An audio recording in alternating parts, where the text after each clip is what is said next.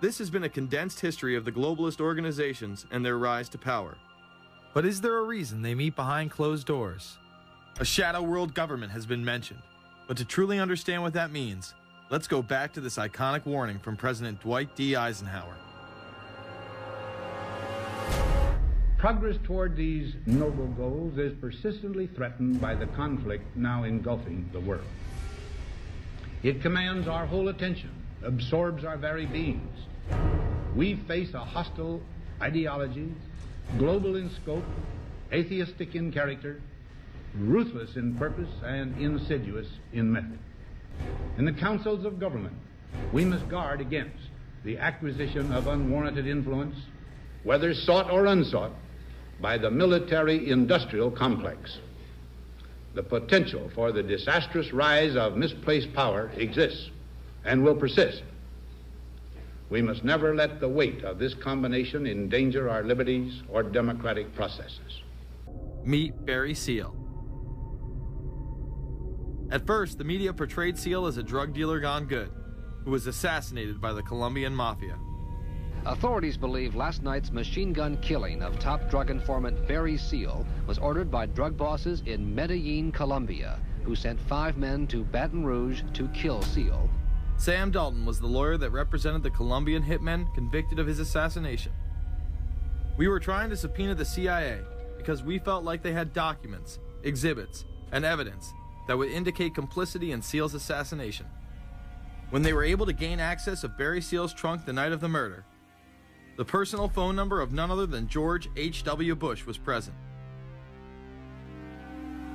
Louis Unglesby, the former attorney for Mr. Seal, also confirms that he once called the office of the vice president after Seal had given him the number. You see, the Black Ops drug smuggling operation had not yet been exposed, and intelligence couldn't take any chances. These documents that came forward in the North trial clearly reveal the involvement of the vice president to a greater degree, I think, than he has acknowledged heretofore. This, of course, did not stop him from pardoning those involved during the twilight of his presidency.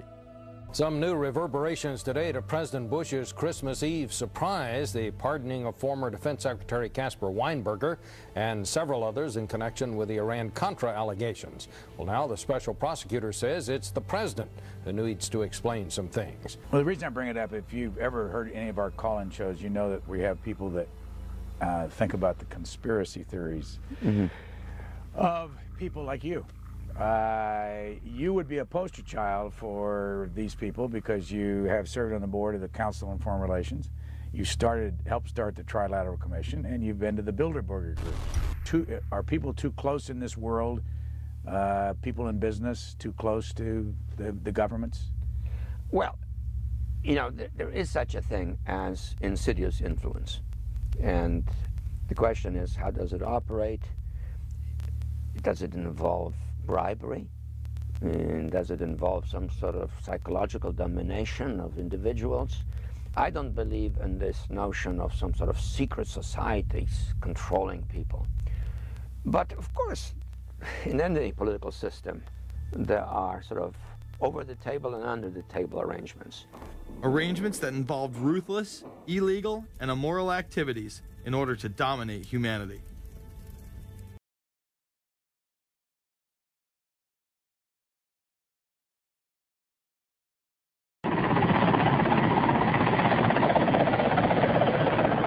U.S. National Security Advisor Brzezinski flew to Pakistan to set about rallying resistance.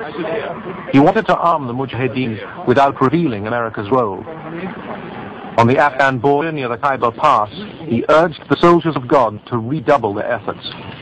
We know of their deep belief in God, and we are confident that their struggle will succeed.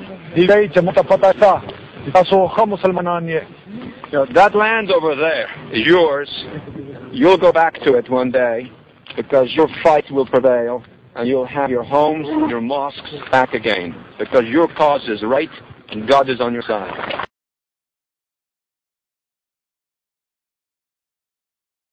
He has proven to be an outstanding friend and somebody who I've learned an immense amount from, and for him to support me in this campaign and then be willing to come out here to Iowa is a testimony to his generosity. So if everybody could please give Dr. Brzezinski another round of applause. In earlier times, it was easier to control 1 million people than physically to kill 1 million people. Today, it is infinitely easier to kill 1 million people than to control 1 million people. It is easier to kill than to control. You know J.R. Ewing in the show Dallas? J.R. is a member of the Trilateral Commission, I think. It's got to be because it's so bad. Let me tell you something. I used to be a member of it. I resigned, as I did from every business thing I was in, to concentrate on one thing, running for President of the United States. Ronald Reagan initially had no interest in having Bush as his running mate. Even then presidential candidate Ronald Reagan had questions. I would suggest that maybe Mr. Bush would clear the air if he'd tell us why he resigned. Reagan's backers then forced him to choose their intelligence frontman, George H.W. Bush, as his vice president. But in spite of last year's campaign rhetoric, all seems to be back to normal between George Bush and his old colleagues. And President Reagan, who is relying on many of these powerful business leaders to make his economic package work, will host commission representatives at the White House Monday.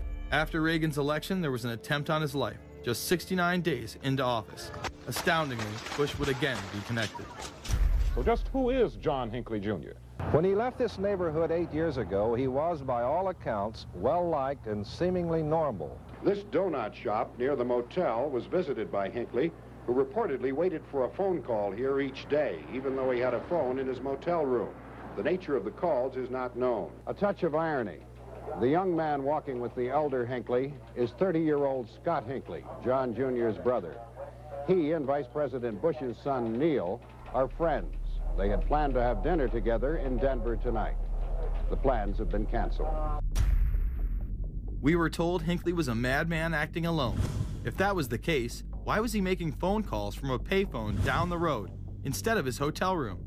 Why was the would-be assassin's brother a family friend of the man who stood to gain the presidency?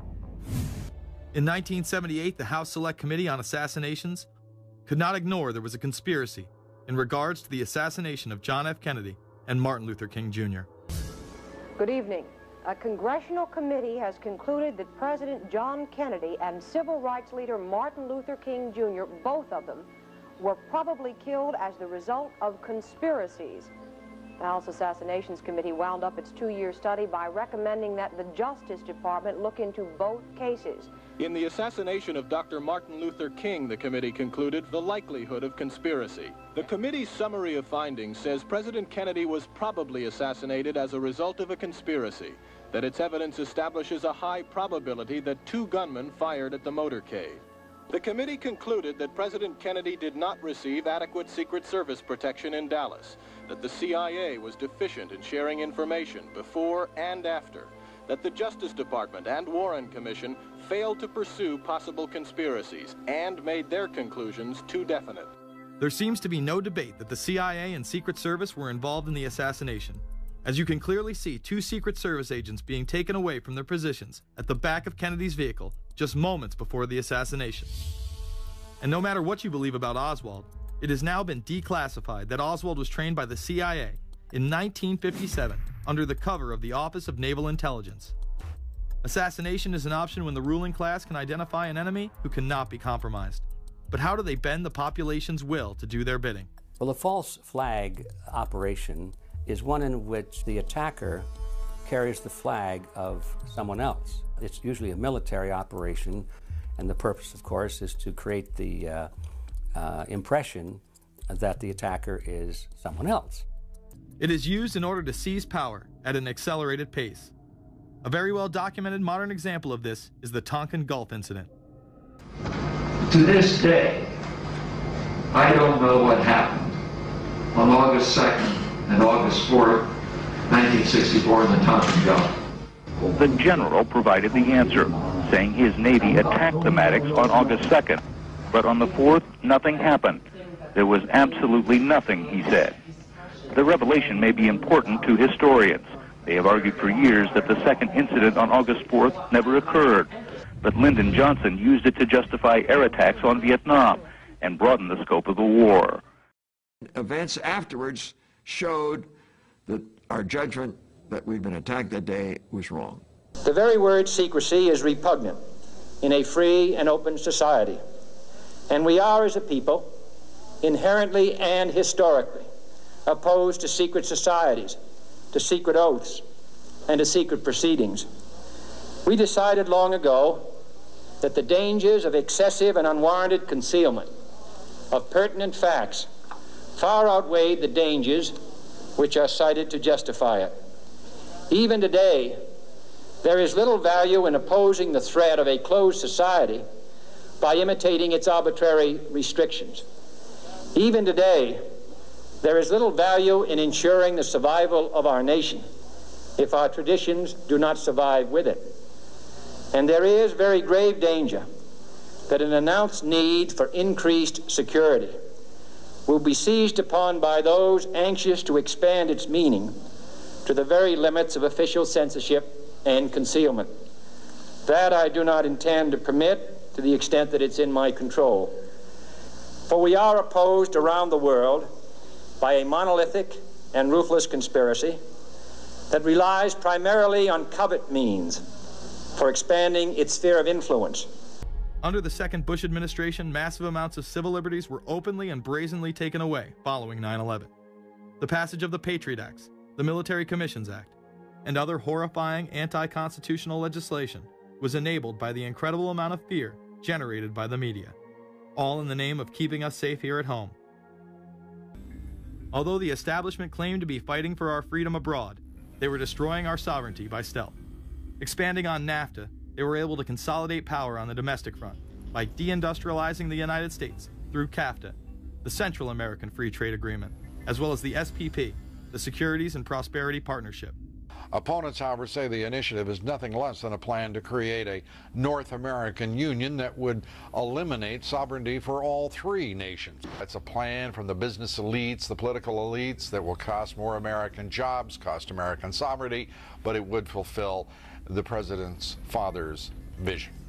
It's remarkable to me, the arrogance, the idea of just simply throwing away the nation's sovereignty, but they're trying to do so in so many ways. People better understand that they mean exactly what they're saying. It's a new world order they're trying to create.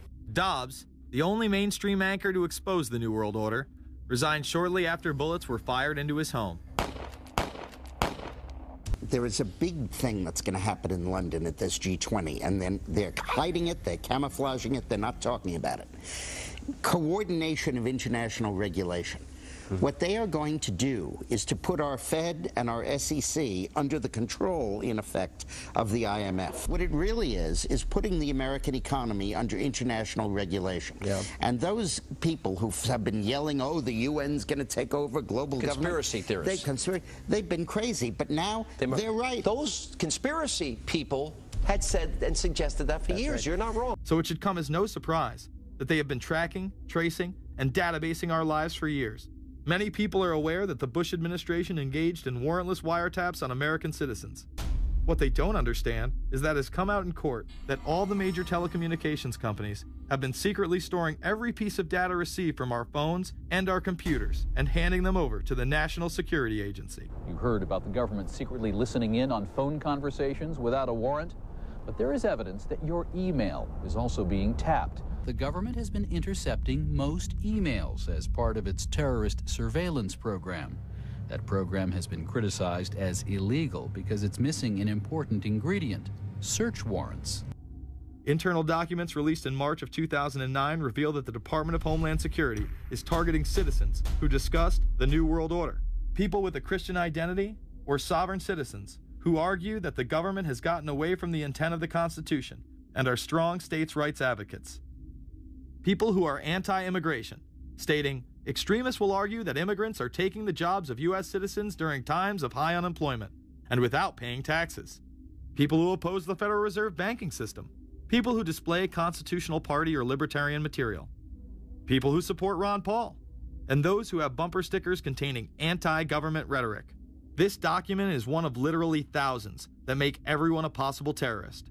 This establishes a pattern of demonizing ordinary citizens while giving draconian powers to the state. You are considered guilty until proven innocent. So is there anything else about the ruling class we should know? Politicians, business leaders, and media figures are often portrayed as pillars of morality while they describe themselves as Christian conservatives. Nothing could be further from the truth. You were both in Skull and Bones, the secret society. It's so secret we can't talk about it. What does that mean for America? The conspiracy theorists are going to go on. I'm sure they are. I don't know. I haven't seen the rest. Number 322? First of all, he's not the nominee. And, look, I look forward... Are you prepared to lose? No, I'm not going to lose. You both were members of Skull and Bones, a secret society at Yale. What does that tell us? Not much, because it's a secret.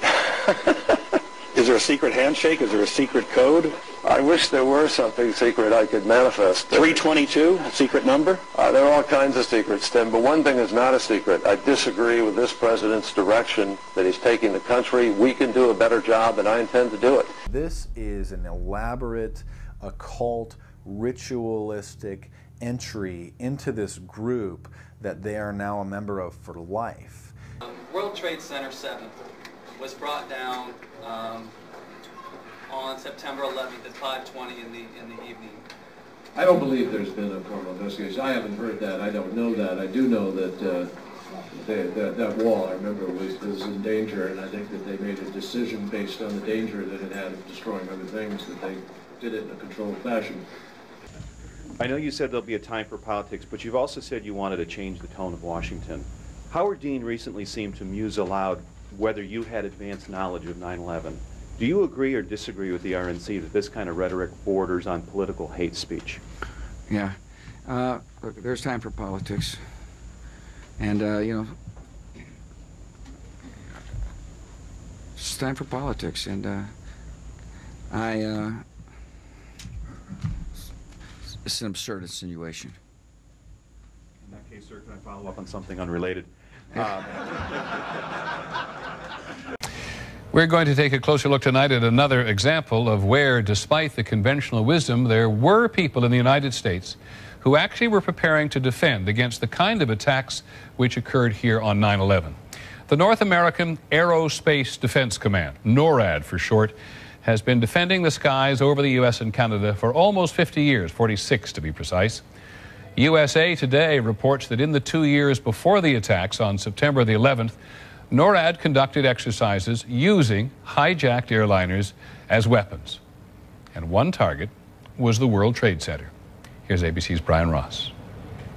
President Bush has said again and again that no one could have imagined what Osama bin Laden ordered for September 11th. We knew he hated us. But there was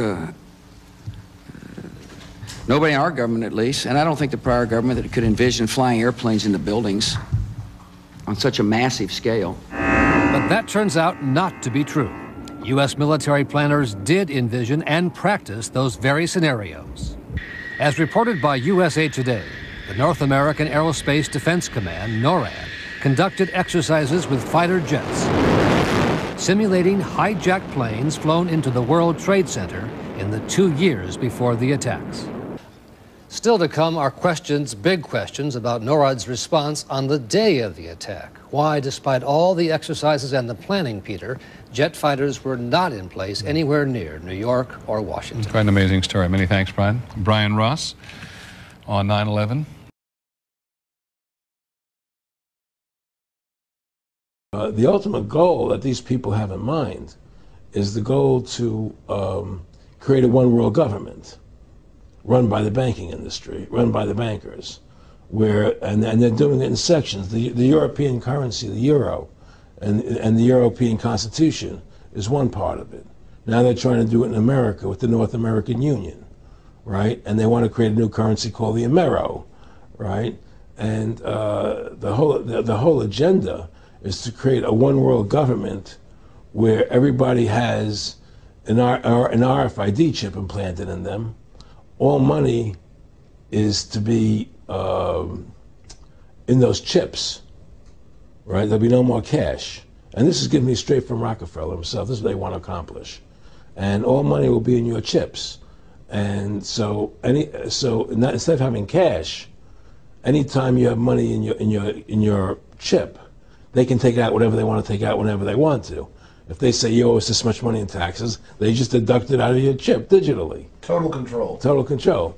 And if you're like me or you, and you're protesting what they're doing, they can just turn off your chip. And you have nothing.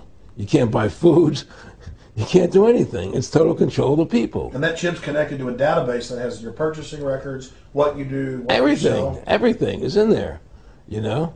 And so they want a one world government controlled by them, everybody being chipped, all your money in those chips, and they control the chips, and they control people. And you become a slave. You become a serf to these people. That's their goal. That's their intentions. Eric, can you be specific about when you met Rockefeller, how it happened in these discussions? I met Rockefeller through a female attorney I knew who called me up one day and said, one of the Rockefellers would like to meet you. I had made a video called Mad as Hell, and he'd seen the video and wanted to meet me and knew I was running for governor of Nevada. So sure, I'd love to meet him. And I met him, and I liked him, and he was a very, very smart man. And we used to talk and share ideas and thoughts. And he's the one who told me 11 months before 9/11 ever happened that there was going to be an event. Never told me what the event was going to be, but there was going to be an event. And out of that event, we were going to invade Afghanistan to run pipelines from the Caspian Sea. We were going to invade Iraq, you know, to take over the oil fields, establish a base in the Middle East, and make it all part of the New World Order. And we'd go after Chavez in Venezuela. And sure enough, later, 9/11 happened. And I remember he was telling me how how you're going to see soldiers looking in caves for people in Afghanistan and Pakistan and all these places. And there's going to be this war on terror, which is no real enemy. And the whole thing is a giant hoax, you know, but it's a way for the government to take over the American people. He told you it was going to be a hoax. Oh, yeah. Oh, yeah. Well, one of the things they told me was that he was at the house one night, and we were talking, and he started laughing. He said, Aaron, what do you think women's liberation was about? And I said, I had pretty conventional thinking about it at that point. I said, I think it's about women having the right to work, getting equal pay with men, just like they won the right to vote, you know? And he started to laugh. He said, you're an idiot. And I said, why am I an idiot? He said, let me tell you what that was about. We, the Rockefellers, funded that. We funded Women's Lib, you know? And we're the ones who got all over the newspapers and television, the Rockefeller Foundation. He says, and you want to know why? He said, there were two primary reasons. And they were, one reason was we couldn't tax half the population before Women's Lib. And the second reason was, now we get the kids in school at an early age. We can indoctrinate the kids how to think. It breaks up the family. The kids start looking at the state as the family, as the school, as the officials, as their family, not as the parents teaching them. And so those are the two primary reasons for Women's Lib, which I thought up to that point was a noble thing. You know, when I saw their intentions behind it, where they were coming from when they created it, the thought of it, I saw the evil behind what I thought was a noble adventure.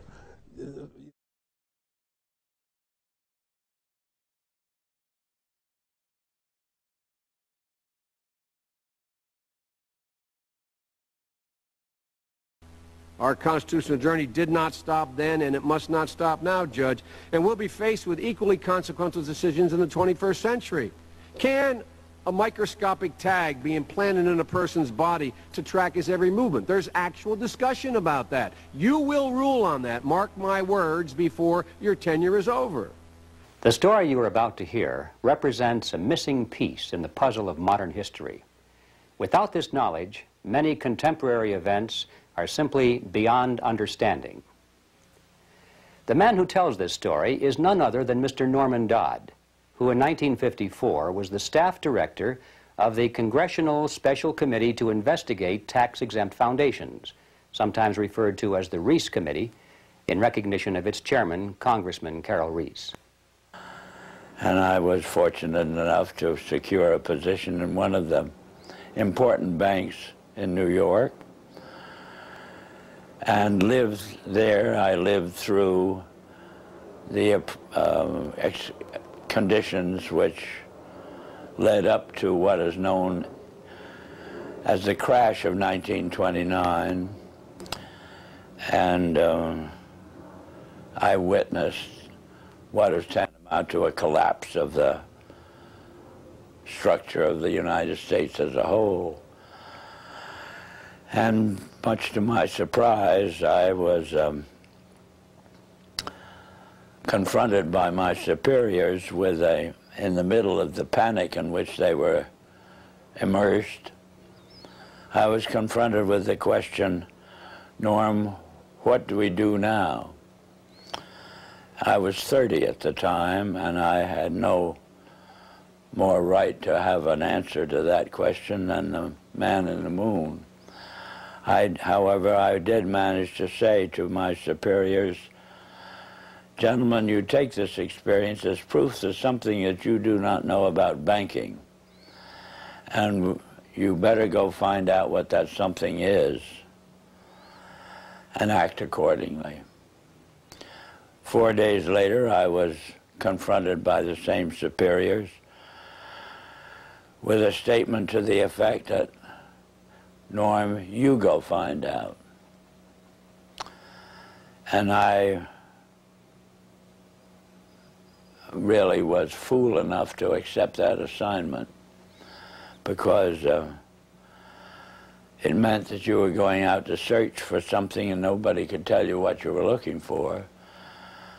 But I felt so strongly on the subject that I consented to. I was relieved of all normal duties inside the bank, and 2.5 years later, I felt that it was possible to report back to those who had given me this assignment. And so I rendered such a report, and as a result of the report I rendered, I was told the following, Norm, what you're saying is we should return to sound banking. And I said, yes, in essence, that's exactly what I'm saying. Whereupon I got my first shock, which was a statement from them to this effect. We will never see sound banking in the United States again. And they cited chapter and verse to support that statement. And what they cited was as follows. Since the end of World War I, we have been responsible for what they call the institutionalizing of conflicting interests, and they are so prevalent inside this country that they can never be resolved. This came to me as an extraordinary shock, because the men who made the statement were men who were deemed as the most prominent bankers in the country. The bank of which I was a part was spoken of as a Morgan bank. And coming from men of that caliber, a statement of that kind made a tremendous impression on me. Well, Mr. Dyer, if I may interrupt here for a second. At what point in your career did you become connected with the Reese Committee? 1953. 1953. Yeah. And what was that capacity, sir? That was the capacity of what they call Director of Research for the Reese Committee. Can you tell us what the Reese Committee was attempting to do? Yes, I can tell you. It was operating and carrying out instructions embodied in a resolution passed by the House of Representatives, which was to investigate the activities of foundations as to whether or not these activities could justifiably be labeled un-American. What we were able to bring forward was that what we had uncovered was the determination of these large endowed foundations through their trustees to actually get control over the content of American education. There's quite a bit of publicity given to your conversation with Rowan Gaither. Would you please tell us who he was and what was that conversation you had with him? Rowan Gaither was at that time president of the Ford Foundation. I said, yes, Mr. Gaither, I'd like very much to know. Whereupon he made this statement to me, namely, Mr. Dodd, we here operate on in response to similar directives, the substance of which is that we shall use our grant-making power so to alter life in the United States that it can be comfortably merged with the Soviet Union.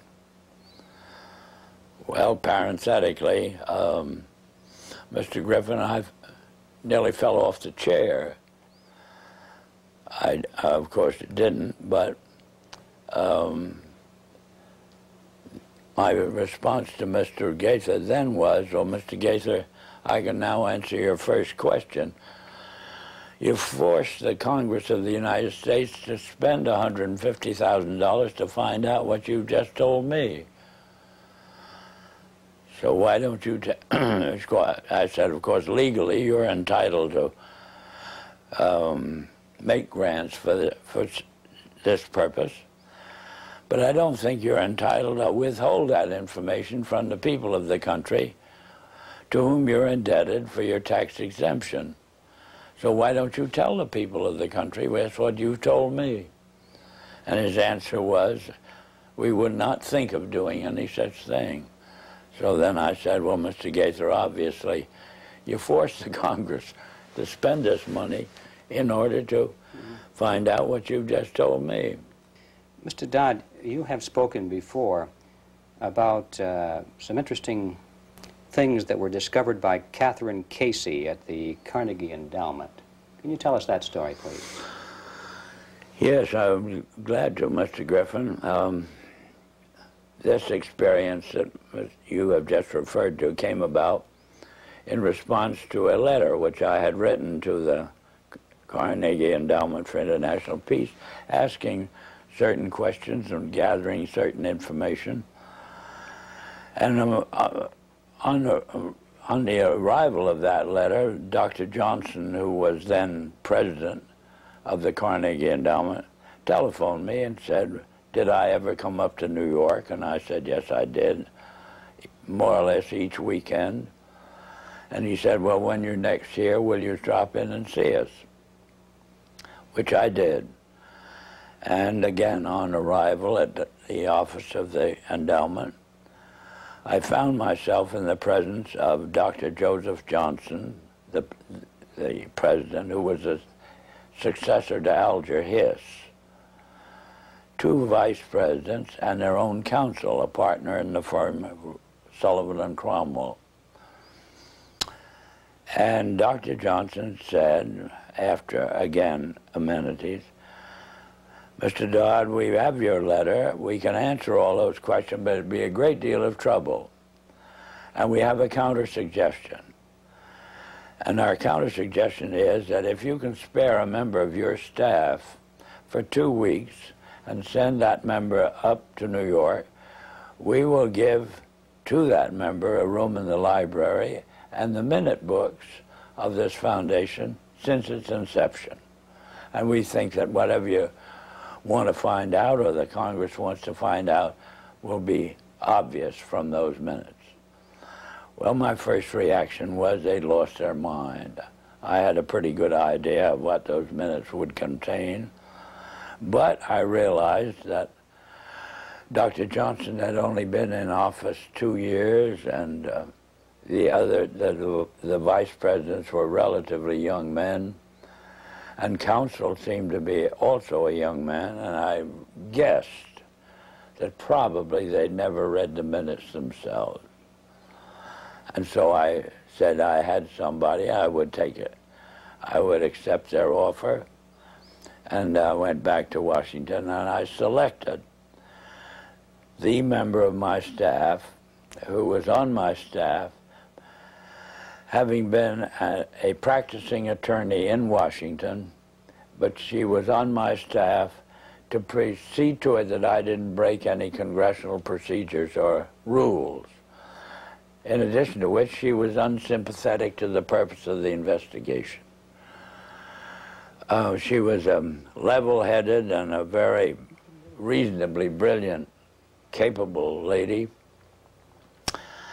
And her attitude toward the investigation was, what could possibly be wrong with foundations? They do so much good. Well, in the face of that sincere conviction of Catherine's, I went out of my way not to prejudice her in any way. But I did explain to her that she couldn't possibly cover 50 years of handwritten minutes in 2 weeks. So she would have to do what we call spot reading. And I blocked out certain periods of time to concentrate on.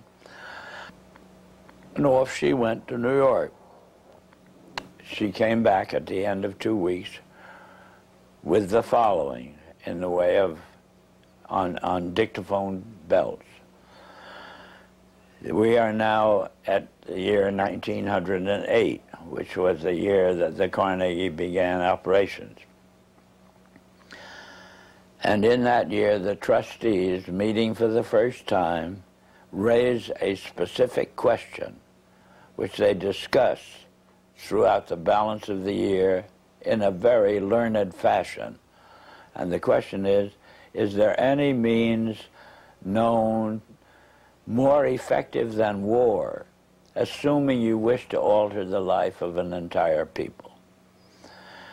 And they conclude that no more effective means than war to that end is known to humanity.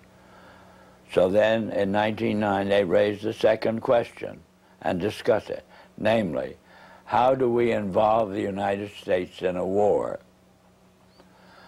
Well, I doubt at that time if there was any subject more removed from the thinking of most of the people of this country than its involvement in a war. There were intermittent shows in the Balkans, but I doubt very much if many people even knew where the Balkans was. Then finally, they answer that question as follows.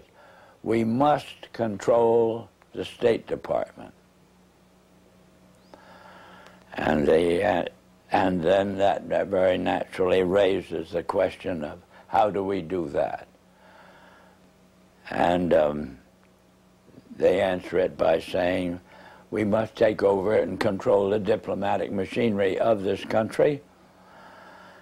And finally they resolve to aim at that as an objective. Then time passes, and we are eventually in a war, which would have been World War I.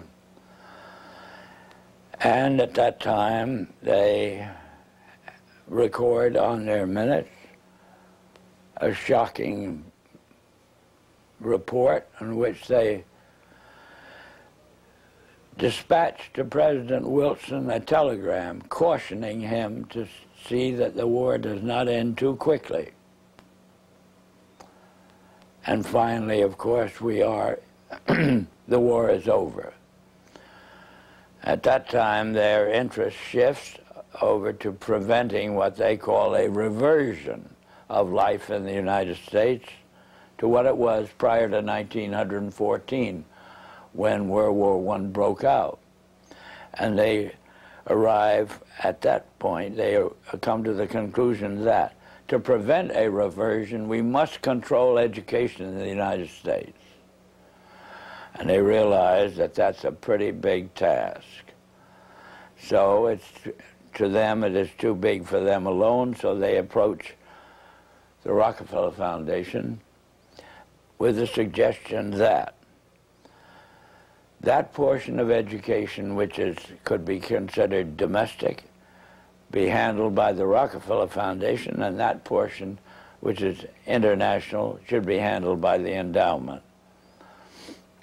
And they then decide that the key to the success of these two operations lay in an alteration in the teaching of American history. This is the story that emerged from the minutes of the Of the Carnegie Fund. That's right. The Carnegie Endowment That's Fund. right. And so... It was official to that extent. I see. And Catherine Casey brought all of these back in the form of dictated notes or verbatim readings of the minutes. On dictaphone belts. Are those in existence today? I don't know. If they are, they're somewhere in the archives under the control of the Congress, House of Representatives. How many people actually heard those, or were they typed up transcripts made of them? How many people actually heard those recordings? Oh, 3 maybe. Myself, my top assistants, and Catherine. Yeah, I might tell you this experience as far as its impact on Catherine Casey was concerned, was she never was able to return to her law practice. If it hadn't been for Carol Reese's ability to tuck her away on a job with the Federal Trade Commission, I don't know what would have happened to Catherine. But ultimately, she lost her mind as a result of it. Terrible shock to her. I'm Joel Skousen, editor of World Affairs Brief. I'm a political scientist by training, was the former chairman of the Conservative National Committee during the Reagan administration, and have been active ever since in trying to alert people to what's going on in the world. Once you see someone parroting the establishment line, you have to ask, is he part of the establishment or is he not part of it? I'm going to take you through a truth diagram here of yes or no and then where to go from that. If a person is not part of the establishment, but he's parroting the establishment line, he's usually being used because of several reasons. One, either they're too ambitious. I put Mitt Romney in that category. Mitt Romney is not a corrupt individual, but he's someone bending over backwards so badly to please the establishment because he wants to be accepted by them. He wants to rise. He wants to be president. I think Rush Limbaugh, for example, started out on the right side. He was very conservative. He was very pro-understanding of conspiracy. He warned openly and almost constantly in his radio shows about conspiracy. At some point, they offered him, made an offer that was too big to pass up. Something like $3 million to go over and become part of the big radio networks. But at some point during those negotiations, I believe someday we'll find out, if not in this life, on the other side, that they gave him a message that part of the deal is that you can't push this conspiracy stuff anymore. Because literally the first or second show out of the gate under the new radio network, he began not just to say, which would have been legitimate had he said, I have my doubts about my previous thoughts about conspiracy. I'm still open, but I have doubts about this. And because conspiracy is something we never have all of the answers about. But no, he didn't take that moderate position of saying, I have doubts now. He took the position of vilifying and denigrating and attacking anyone who called up. And most of his listeners had been used to talking about conspiracy. And they called up thinking, I'm going to talk about the same conspiracy I talked to last week with Rush. And he began to attack them and blow them away. The same thing happens with Sean Hannity and Bill O'Reilly. Now, they're very, very good about attacking Democrats. They never attack Republicans. Glenn Beck will attack Republicans. He did attack President Bush when he went outside the constitutional range. But Hannity and O'Reilly will never attack a Republican. Whatever is a Democrat is open game, and that's why they have a great time during a Democratic administration like Obama or Bill Clinton. But their true colors come out, in my opinion, when they come up with a conspiracy issue, whether it's the Obama birth certificate, and they literally will lash in, break up, interrupt their phrase, won't let them finish a phrase. They will not let anyone competent finish a phrase about conspiracy.